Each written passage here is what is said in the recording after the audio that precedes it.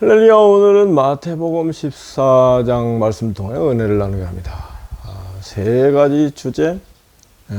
첫째는 침례요한의 죽음, 둘째는 오병이어의 기적, 세 번째는 주님께서 무리를 걸어서 오시는 일. 이 세 가지 일, 다 놀라운 일들이죠. 우선 그 침례요한에 대해서 다시 한번 생각해 본다면,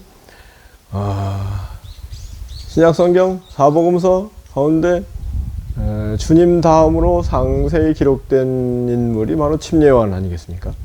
침례요한의 탄생과 활동 그리고 죽음까지 생생히 기록되어 있고, 주님께서 여인 낳은 사람 가운데 침례요한보다 더 큰 사람이 일어남이 없도다, 그렇게 말씀하실 정도로 침례요한 주님의 오심을 예비하는 그런 그 위대한 선지자의 역할을 한 거죠. 우선 그 마태복음 3장에 침례요한이 회개의 침례를 전파했다. 그리고 주님을 보시고 세상 죄를 지고 가는 하나님의 어린 양이다. 나는 그 외의 신들매 풀기도 감당치 못하겠다. 나는 물로 침례를 주겠지만 이분은 성령과 불로 세례를 주시리라. 그리고 주님께서 세례를 받으시고 물에서 올라오실 때에 하늘이 열리고 성령이 비둘기 형상으로 주님께 임했다. 그리고 하늘에서 이는 내 사랑하는 아들이요 내 기뻐하는 자라 하는 음성이 들렸다. 놀라운 장면들이죠. 그리고 이제 마태복음 11장 침례요한이 옥에 갇혔다. 결국은 침례요한이 예수님보다 6달 먼저 출생하고 활동한 그런 그 분인데, 예수님을 알아보긴 봤는데 예수님을 따라 나서지는 않고 자기 제자들과 함께 같은 활동을 했다고 보여지죠.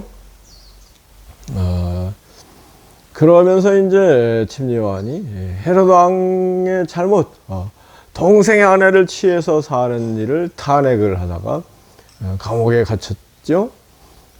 그랬을 때 예수님이 와 보시지 않았다고 할까? 예수님이 침례요한을 감옥에서 꺼내주지 않을 때 의심이 생겨서 제자들을 보내서 주님께 당신이 메시아입니까? 다른 사람을 기다려야 됩니까? 뭐 이런 그 질문을 했다는 게 이제 마태복음 11장 장면이지 않습니까?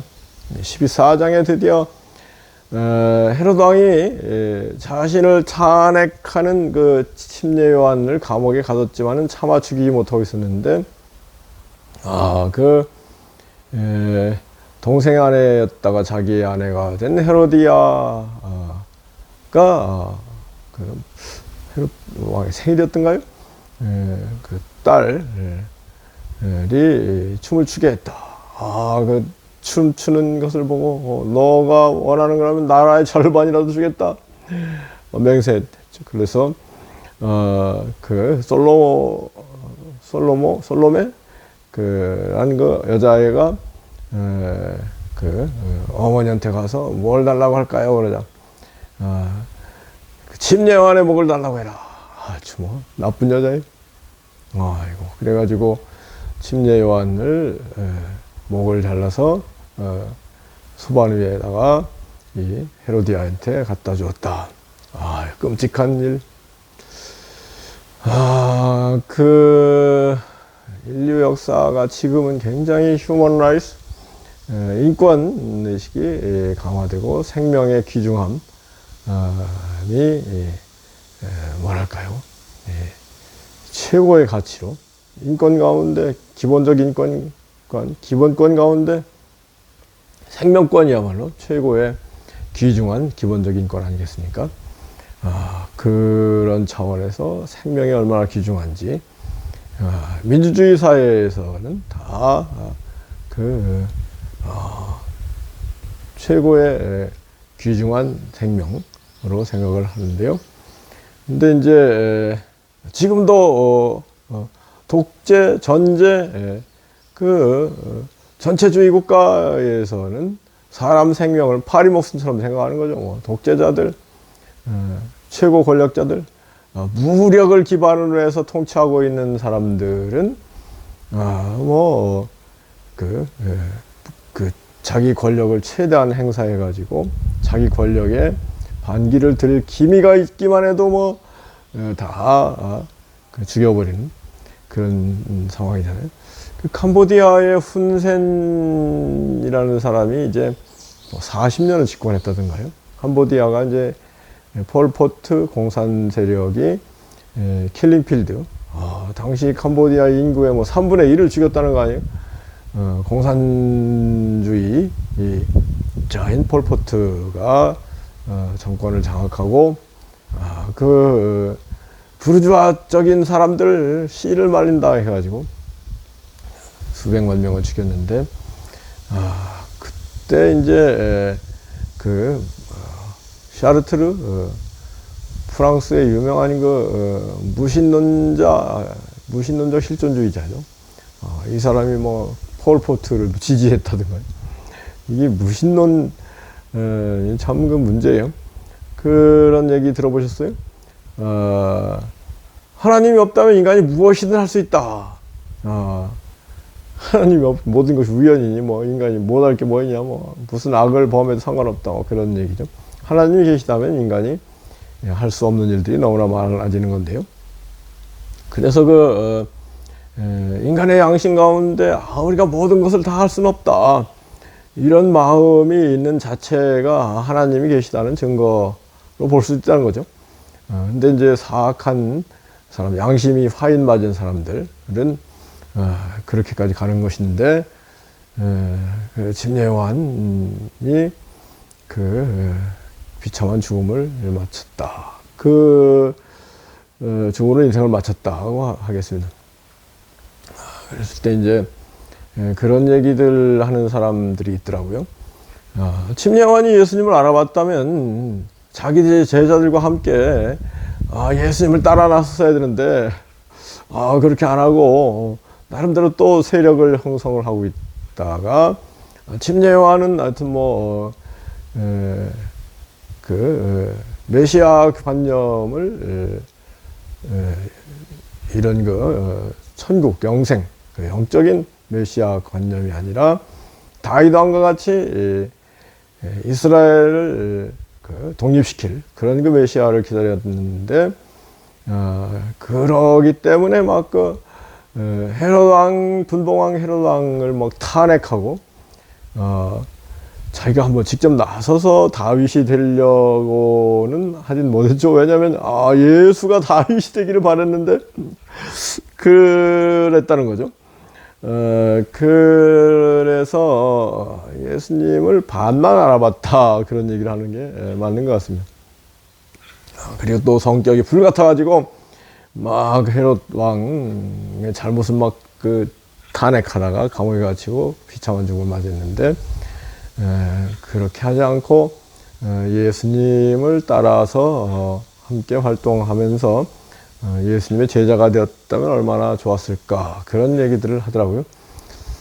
하여튼 침례요한은 엘리야의 심령을 가지고 말라기 4장에 예언된 대로 와서 또 이사야에 예언된 대로 광야에 외치는 자의 소리가 되고 주님의 길을 예비하는 그런 사명을 완수하는 건데요.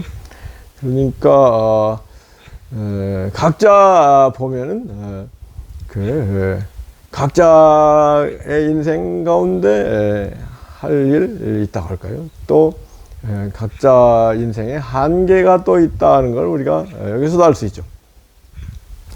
우리 인생이 무엇이냐, 잠시 있다 사라지는 안개니라 그랬는데, 이 한계와 같은 인생을 물론 최선을 다해서 최대의 뭔가 최고의 삶을 살기 위해서 노력을 해야 되겠지만은, 역사적으로 보면은 조금씩 더 한계가 있는 것 같아요. 침례요한의 한계를 볼 때 분명하죠. 그래서 세계교회사를 볼 때에도 이 역사, 교회의 역사 가운데 정말 아름다운 명장면이 있었다면은 또 흑역사가 있었다.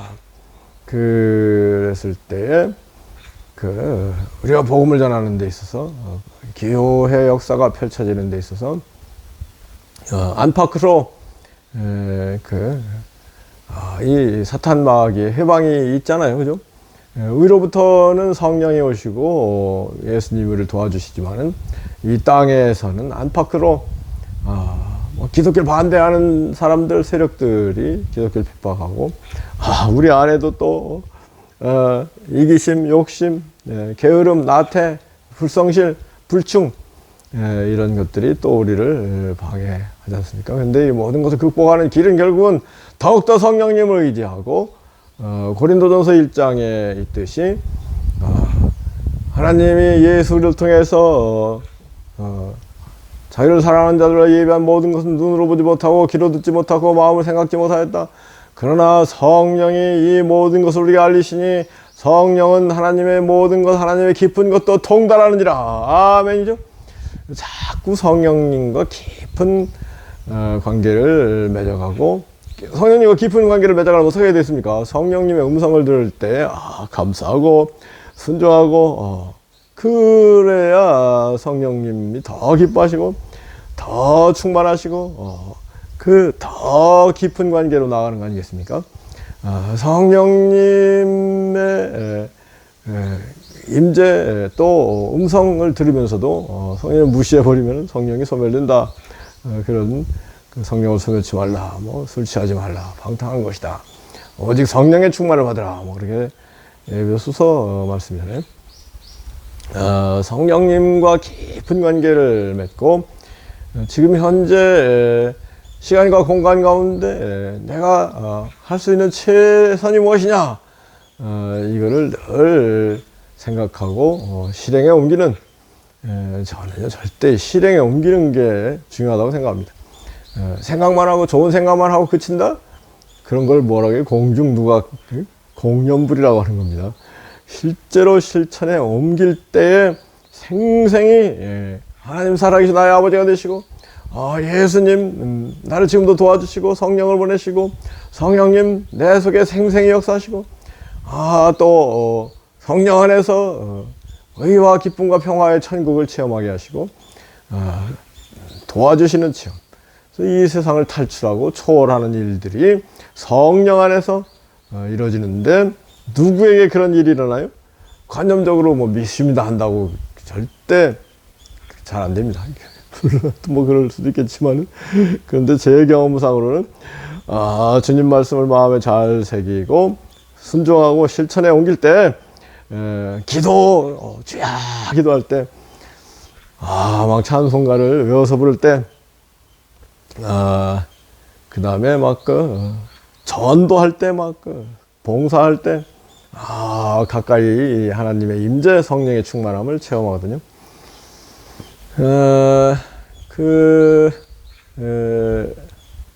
이제 14장 중반부에는 이제 오병이어의 기적을 행하시는 장면이 나오죠. 이 오병이어의 기적이 공관복음, 요한복음까지 다 기록이 되어 있는데 예수님 사역의 분수령이 되는 사건이랄까요? 그 오병이어의 기적을 전후로 해서 예수님의 사역이 나뉜다고 한다면 그 이후에는 이제 예수님의 순환, 죽으심에 대한 얘기가 펼쳐지는 거거든요. 근데 이제 오병이어 첫째는 주님이 무리들이 하루 종일 막 주님을 따라 나서서 병고침도 받고 주님의 설교도 들었는데 저물어서 집에 돌아갈 때 그 배가 고픈 상태에서 돌아가다가 아이고 기진할 수도 있다 생각을 불쌍히 여기셔가지고 오병이어의 기적을 행하셨다. 그럴 때 베드로의 동생 안드레가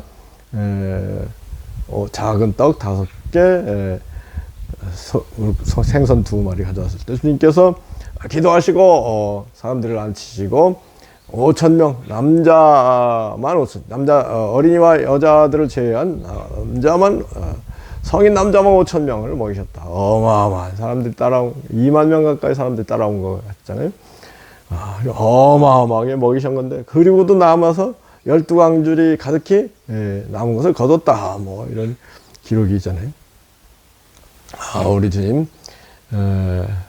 그리고 상징하는 바가, 첫째는 이게 예수님께서 생명의 떡이 되어서 인간을 살릴 것이다. 영생의 떡이 돼서 모든 인간에게 당신의 살과 피를 찢고 쏟아서 영생의 양식과 음료로 나눠주실 것을 상징적으로 행하신 사건이 오병이어 사건이라는 거죠.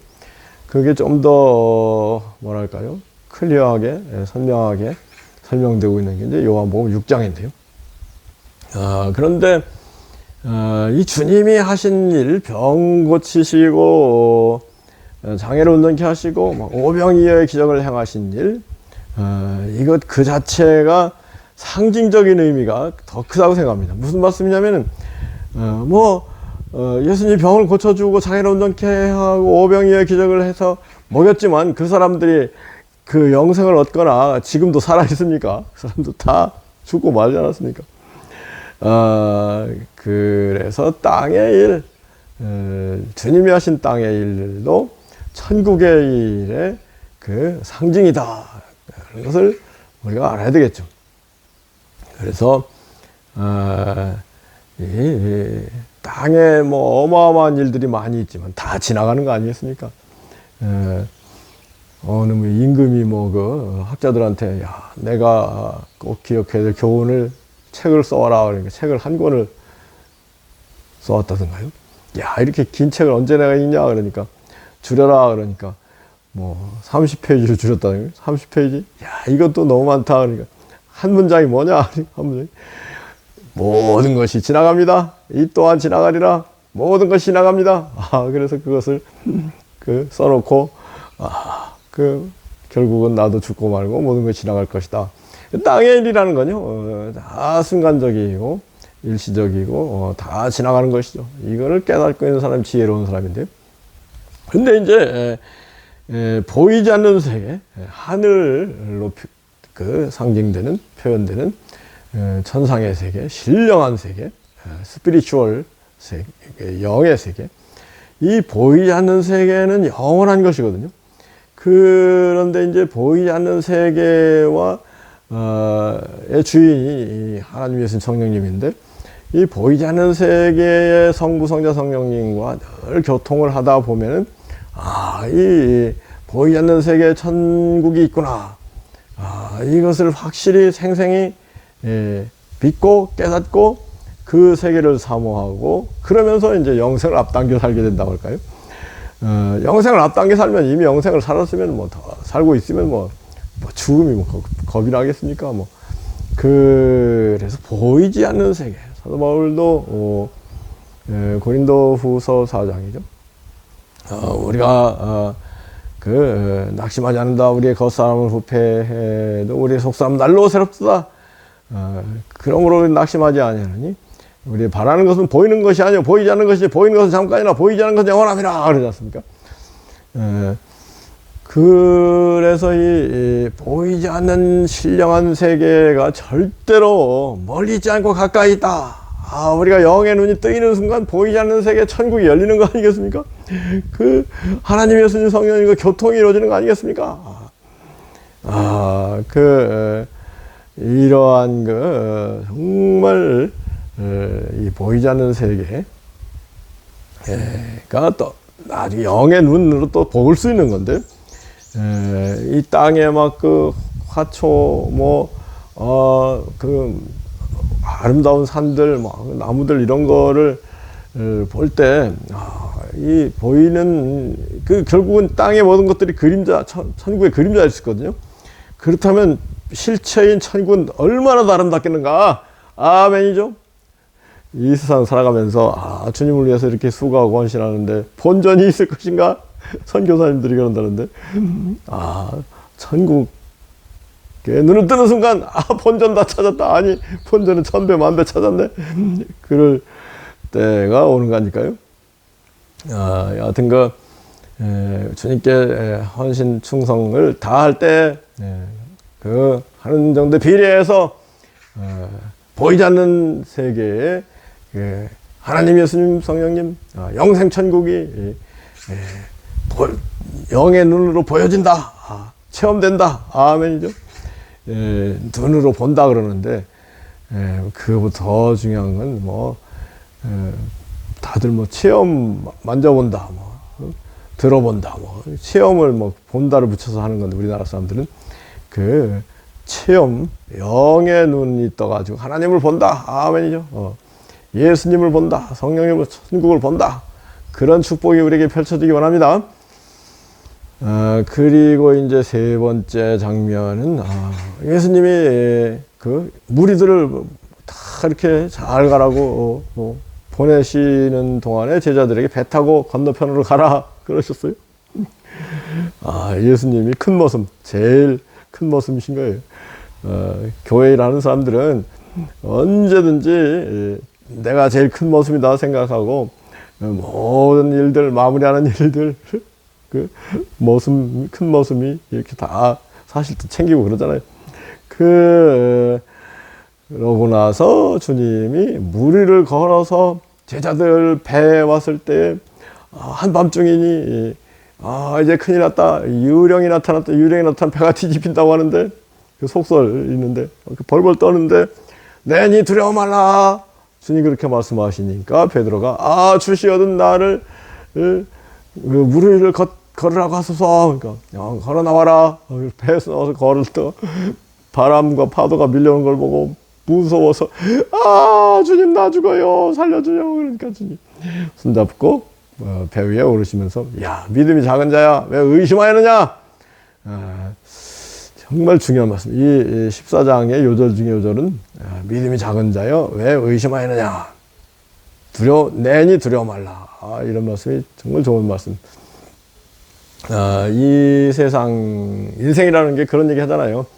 망망대해를 일합편조, 나뭇잎 배 같은 그 배를 타고 망망대해를 항해하는 게 인생이다. 그럴 때 뭐 옆에 도와주는 사람도 있을 수 있지만은 대개는 뭐 혼자 외로운 인생길을 가는 거죠. 그럴 때 우리가 무엇보다도 하나님, 예수님, 성령님을 바라보고 붙잡고 그분들을 의지해서 인생길을 가면은 절대로 두려울 것이 없고 늘 담대함 가지고 전진할 수 있는 것이죠. 아멘이죠. 그렇지만은 우리가 하나님, 예수님, 성령님, 천국, 영생의 눈을 떼는 순간부터 세상에 파도가 밀려오는 걸 보고 빠져가서 이거 또 이제 우리 그리스도인들은 주님 도와주세요 하고 또 한번 부르짖으면 주님이 오셔서 또 도와주시고, 그런 게 인생이 아닌가요? 여하튼 우리 이 세상 살아갈 때 언제나 주님을 사랑하고 주님을 의지하고, 어떻게 하면 주님의 이름을 높일 것인가, 어떻게 하면 주님의 사랑, 주님의 진리를 더 많은 사람들에게 전할 것인가, 여기에 초점을 맞추고 사는 사람이 복이 있다고 할까요? 우리가 그러한 사람이 되기 전까지는 참 인생이 힘든 것 같다. 좁은 문, 예수님 따라가는 게 좁은 문처럼 보여지죠. 사실 또 뭐 세상 사람들은 다 편히 사는 것 같은데, 들여다보면 아슬아슬하고 불안불안하고 뭐 별거 아니다. 영의 눈을 뜨고 보면은 예수님 안에 참된 평화가 있구나. 그래서 세상 사람들의 가치관, 세계관, 세상적인 욕심 이런 거 내려놓기가 힘들다고 할까요? 그래서 주님을 알고 주님을 따라 나선 거기까지가 좀 힘든 측면이 있는 거 아니겠습니까? 근데 이제 주님을 확실히 따라 나선다. 그게 뭘까요? 저는 이 복음 사역자가 되는 거, 늘 제가 꿈꾸는 거는 만인제사장, 모든 성도들, 모든 평신도들로 하여금 선교사, 전도사가 되도록 이렇게 장성하도록 도와주는 일, 함께 협력하여 힘을 합하여 협력하여 복음의 일을 담대하게 하는 거. 이걸 제가 늘 꿈꾸고 있거든요. 근데 설교하는 게 어려운가요? 제 경우는 하여튼 성경 한 2,000구절 외워놓고, 성경 내용이 거의 머릿속에 들어와 있다고 할까요? 잘할 건 아닌데, 하여튼 그러다 보니까 설교하는 일이 즐겁고 재밌고, 또 설교하고 싶고, 그렇거든요. 근데 그것보다 더 기쁘고 복되고 즐거운 일이 없더라. 이러한 체험들, 거기까지 되는 게 좀 어려울까요? 그런데 일단, 그러한 경지에 나아가면, 이제 수고하고 무거운 세상 짐 다 내려놓고, 온유하고 겸손한 주님을 따라서, 주님의 쉬운 멍에를 메고, 그리고 주님의 가벼운 짐을 지고, 룰루랄라 하면서 기쁘게 살아가는 가장 복된 길이 바로, 예수 그리스도의 그 가르침, 명령에 따라서 기도하고, 섬기고, 예배드리고, 전도하고, 이러한 삶을 사는 것이다. 아멘이죠. 정말로 주님을 따라 사는 일이 얼마나 귀하고 복된 일인지 다 체험하고, 체험이 되면은, 그걸 더 열심히 해야 되지 않겠습니까? 그럼 더 열심히 하면은 더 큰 은혜가 임하고, 또 더 열심히 하게 되고, 이런 선순환이 이루어지는 가운데, 정말로 복되고 귀한, 우리 하나님의 자녀로서, 천국의 대사로서의 최고의, 세상의 최선의 삶을 사는 우리 모두 되기를 예수 그리스도로 축복하고 기도합니다. 아멘. 아멘. 아멘. 아멘. 아멘. 아멘. 아멘. 아멘. 침례 요한의 죽음 관련해가지고, 이 죽음 찬송 하나 불러보고 싶네요. 날빛보다 더 밝은 천국, 믿는 마음 가지고 가겠네. 믿는 자 위하여 있을 것, 우리 주 예비해 주셨네. 며칠 후 요단강 건너가 만나리. 며칠 후 요단강 건너가 만나리. 찬란한 주의 빛이 있으니 거기는 어두움 없도다. 성도들 거기서 만날 때 기쁜 나 서로가 대하리. 며칠 후 요단강 건너가 만나리. 며칠 후 요단강 건너가 만나리. 이 세상 작별한 친구들 하늘에 올라가 만날 때 인간의 괴로움이 끝나고 이별의 눈물이 없겠네. 며칠 후 요단강 건너가 만나리. 며칠 후 요단강 건너가 만나리. 광명한 하늘에 계신 주 우리도 모시고 살겠네. 성도들 즐거운 노래로 영광을 주 앞에 돌리리. 며칠 후 요단강 건너가 만나리. 며칠 후 요단강 건너가 만나리. 아멘. 며칠 후는 뭐예요?